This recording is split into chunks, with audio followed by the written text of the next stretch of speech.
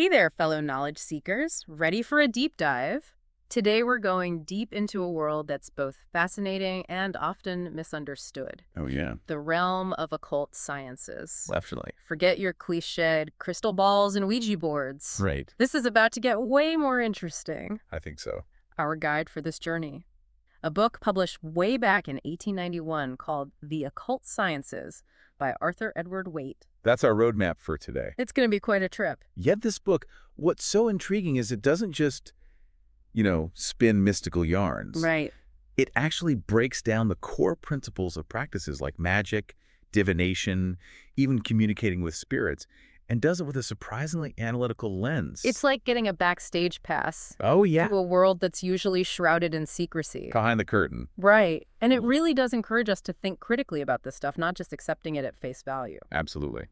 We'll be looking at the historical context, different theories, even the potential downsides. Exactly. And to connect all these branches of occult science, Waite uses this term, transcendentalism. Okay. He's talking about developing and applying powerful inner forces. I like that. Imagine tapping into a human potential that most of us never even realize is there. That's pretty profound when you think about it. It is. But before we get too carried away with the possibilities, Right. Waite makes it clear that throughout history, these occult practices have had a shadow side. Oh, yeah, for sure. We're talking corruptions, abuses, even downright dangerous applications. He's not afraid to go there. No, he's not here to romanticize the occult, Right. but to understand it through research and analysis. And that's key, right? Understanding these forces, even the darker aspects, is crucial if we want to tackle some of life's biggest questions. Yeah, Waite believed that experimental research could shed light on these mysteries. that's a really good point. Yeah. So let's jump into one of the topics that always gets people talking. Magic. Okay, let's do it. Waite defines magic as harnessing that inner force to bridge our world with the unseen. Right. This isn't just about spells and incantations. It's deeper than that. We're talking about pushing the boundaries of human capability. It's about tapping into a power source that's always been there within each of us. Yeah. And Waite distinguishes between two main paths, white magic and black magic. Okay, so white magic, intention seems crucial there. Right. Does Waite give any examples of how these higher intelligences are actually invoked? He does. Oh, cool. He shares a ritual from a 1686 German text that really exemplifies white magic. Okay. It involves a serious level of preparation. Oh, wow. We're talking days of prayer and fasting, Yeah. choosing a location that's practically vibrating with natural energy, Right. and meticulously crafting talismans to channel your will. Wow. It's not something you just whip up on a Tuesday afternoon. No, it's quite a process. Yeah. So what about black magic? Where do things take a darker turn? Black magic aims for power through more, let's say, unconventional means. Think invoking demons, manipulating lower spirits, Right. often using rituals outlined in ancient grimoires, I've heard of those. essentially magical textbooks containing spells, invocations, and instructions for creating talismans. Like a how-to guide for the dark arts? Kind of, yeah. Huh. What's really interesting is that even these darker rituals often begin with prayers and claims of purity, Oh, that's interesting. creating this fascinating contradiction. It's not as clear-cut as we might assume. It's not, There are layers of complexity even within the magical world. for sure. It's like a moral spectrum, not just a simple good versus evil. Exactly. The author highlights that with magic, there's a whole range of intentions and potential consequences to consider. Right, and speaking of forces beyond our everyday perception, let's talk about the spirits of the elements. Okay. Yeah. Waite explores this concept of elemental spirits that inhabit fire, water, air, and earth. Yeah. You know, like those mystical beings we encounter in myths and fantasy stories. It's amazing how these ancient beliefs have woven their way into our culture. Right. They still captivate us today. It's true. Waite even points to examples like Pope's Rape of the Lock and the German fairy tale Undine. Both draw inspiration from this idea of elementals. Wow, so they're embedded in our collective unconscious. Yeah. Okay, so tell me more about these elementals. Sure. What are their defining characteristics? Each type has its own unique qualities. Got it. Sylphs, the air spirits, are known for their grace and, let's say, fickleness. Okay. Undines, the beautiful water spirits, are deeply connected to emotions. I see. Gnomes, those crafty earth spirits, are often associated with hidden treasures. Of course. And then there are the salamanders, Yeah. the fiery spirits, powerful and sometimes even dangerous. So maybe not the best idea to seek advice from a salamander unless you're prepared for some serious heat. Unless you enjoy a bit of fiery drama. Right, exactly. Perhaps not. Okay, now onto a topic that I think has piqued everyone's curiosity at some point. Necromancy, the practice of communicating with the dead. Right. Is there any real basis to this, or is it pure fantasy? It's a question that's fascinated and frightened people for centuries. Right. Waite delves into the different approaches, drawing a clear distinction between white and black necromancy. So this next topic delves into something that's both intriguing and perhaps a bit unsettling, necromancy. Okay. Waite suggests that communication with the dead is possible, Right. but he divides it into two distinct categories, Okay. almost like ethical guidelines. Got it. What's the difference between white and black necromancy? White necromancy seeks a loving connection with those who've passed on, Okay. using rituals that emphasize respect. Okay. Waite describes a detailed ritual involving the deceased's belongings, Interesting. creating a specific atmosphere with colors and scents, and invoking angelic beings to facilitate communication. Wow. So there's a real art to this, a specific methodology. Yeah. You can't just dial up the spirit world on a whim. What are some of the key elements Waite describes in this ritual? Waite emphasizes that every element is carefully chosen for its symbolic significance. Okay.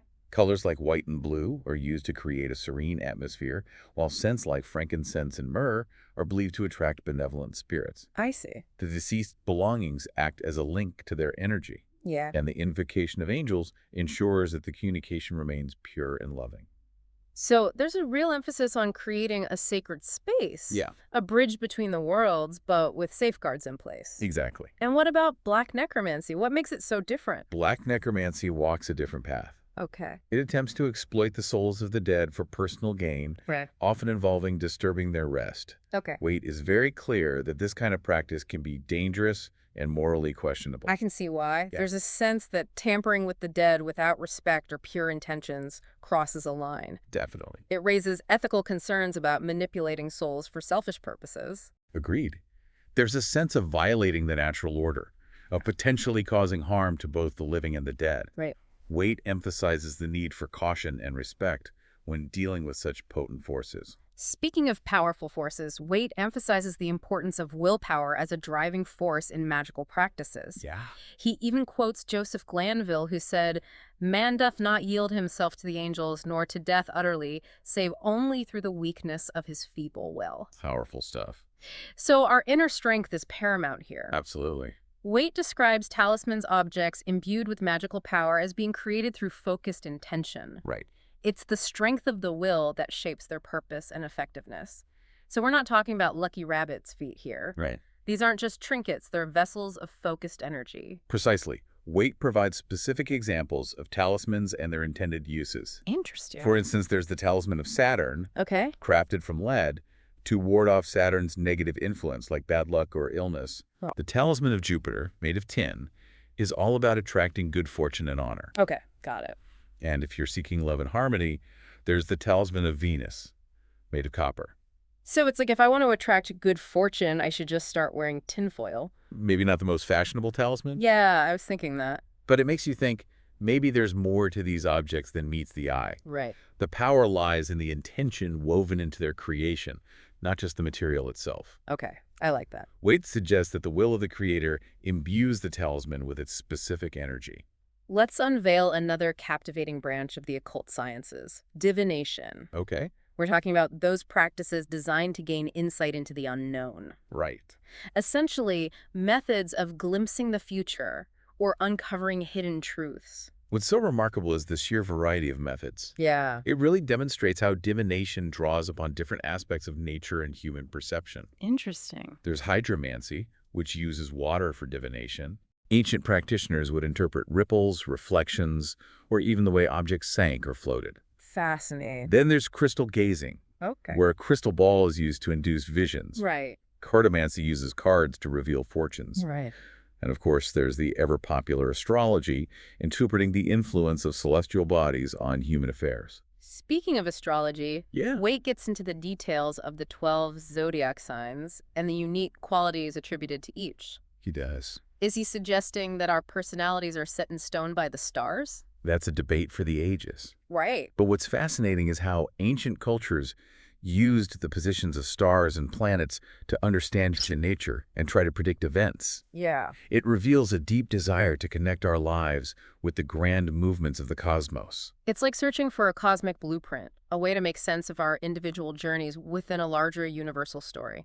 Exactly. And while we might approach astrology with a more skeptical eye today, it's still intriguing to consider how these beliefs shaped ancient worldviews and continue to resonate with many people today. Next, let's tackle another complex system, Kabbalism. Going?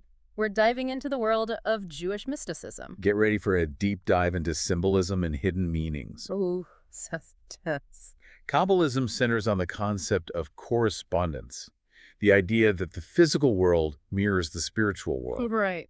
Kabbalists use symbols, numbers, and the Hebrew alphabet to uncover hidden meanings in scripture and the universe. It's like they're deciphering a secret code, trying to unlock the deeper mysteries of existence. Precisely. Wow. It's a rich and intricate system that has captivated scholars and mystics for centuries. Hold on to your hats, folks, because we're about to step into the heart of mysticism. Okay. The pursuit of a direct experience of the divine. This is where things get truly transcendental. Right.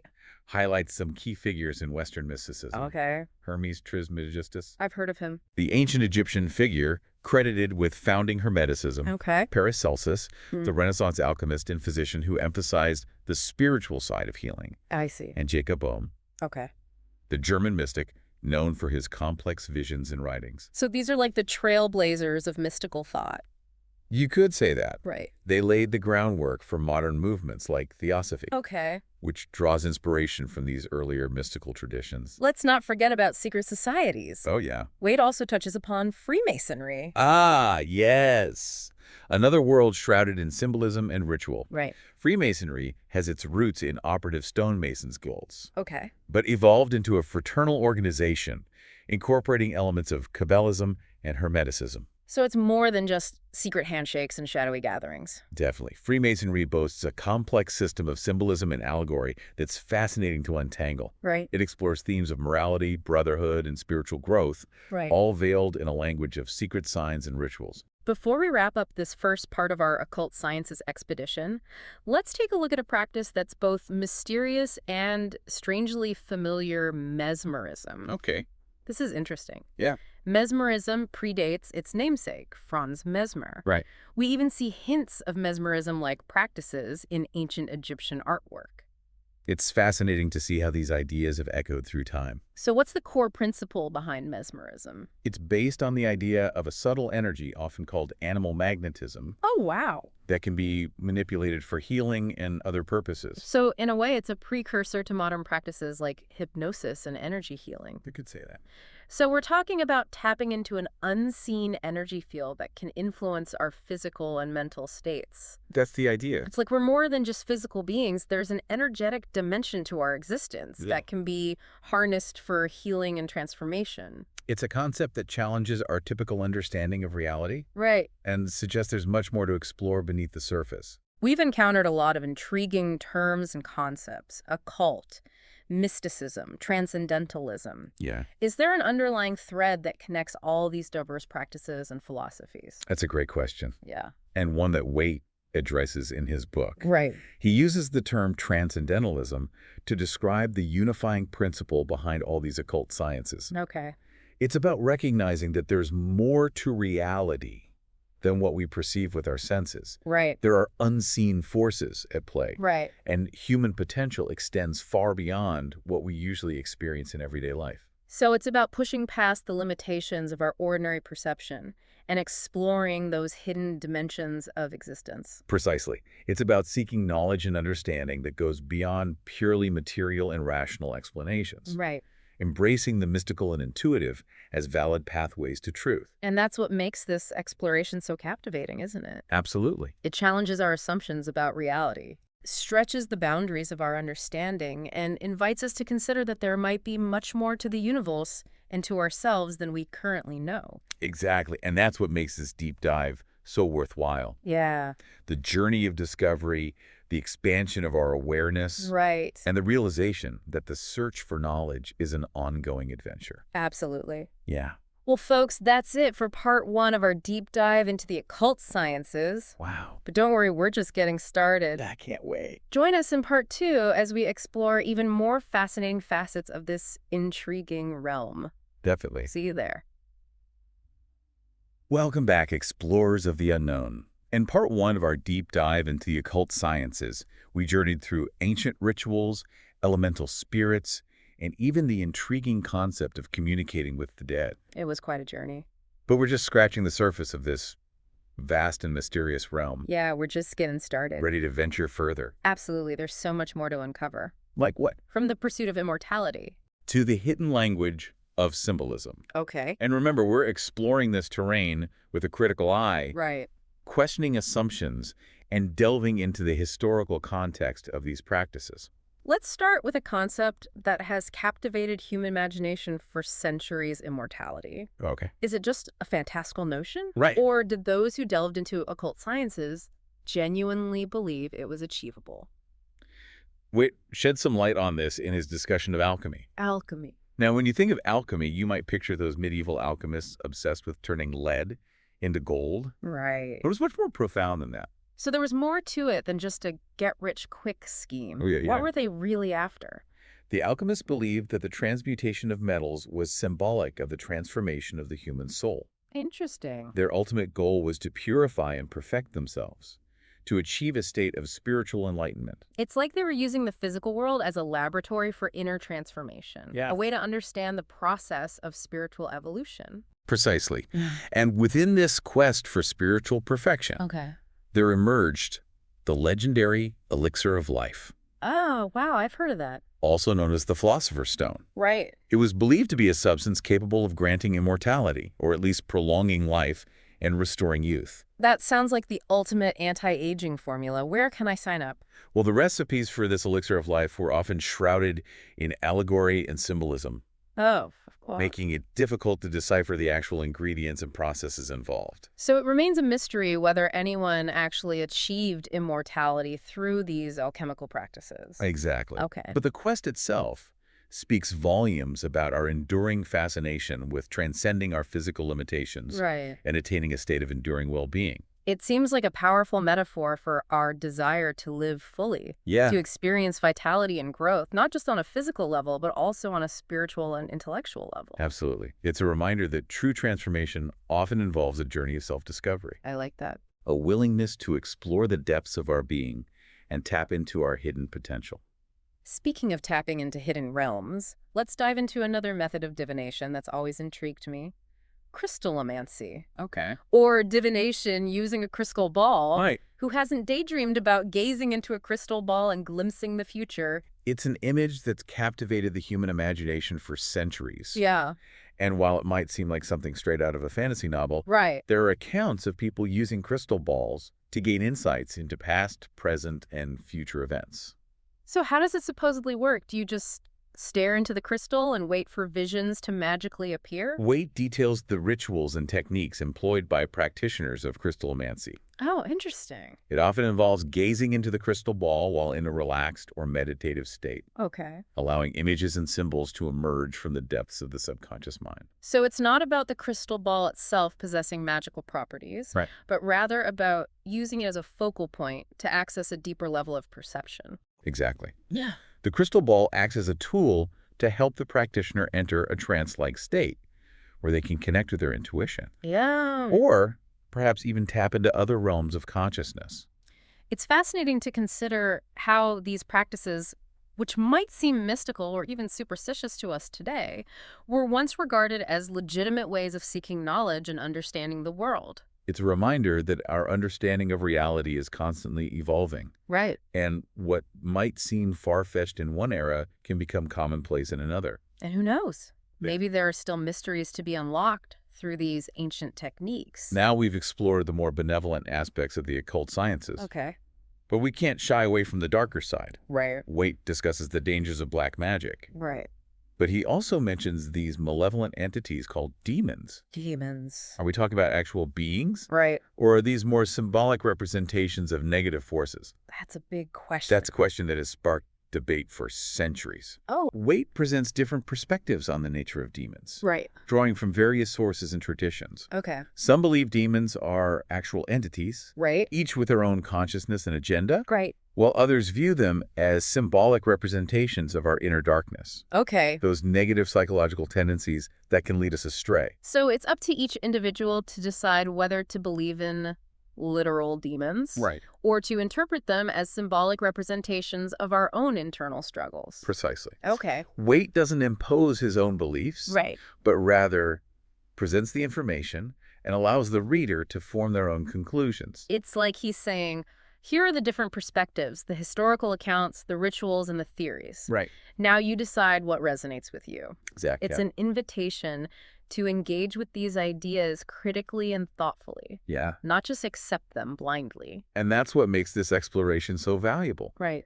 It's not about dogma or blind faith, Right. but about expanding our awareness, questioning our assumptions, Right. and perhaps even discovering new ways of understanding ourselves and the universe. One thing that's really struck me throughout this deep dive is the significance of symbolism in the occult sciences. Oh, yeah. From talismans to rituals to divination tools, Right. everything seems to be imbued with symbolic meaning. Absolutely. Like there's a whole secret language we need to learn. Symbolism is the key to unlocking the deeper mysteries of the occult sciences. Really? It's a way of representing complex concepts and ideas in a concise, often visual form. Okay. It's a language that speaks directly to the subconscious mind, Right. bypassing our rational filters and tapping into a deeper level of meaning. So it's not just about pretty pictures and mystical gestures. There's a profound depth of meaning embedded within these symbols. Absolutely.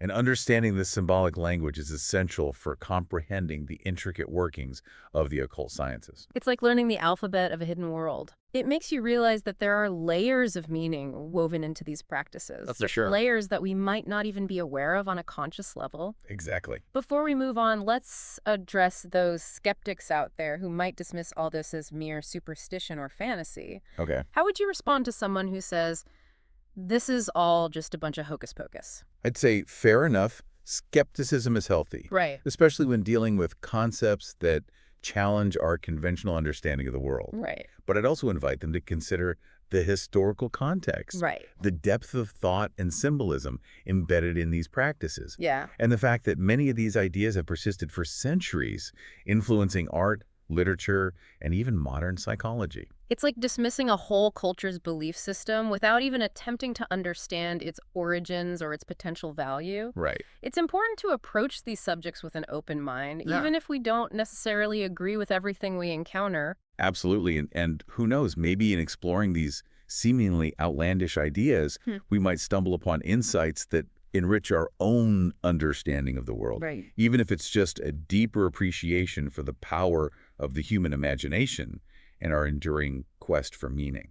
So, what are some key takeaways for our listeners so far? Okay. What's the essence of what we've gleaned from Waite's exploration of the occult sciences? I think one of the most important takeaways is the emphasis on human potential. Okay.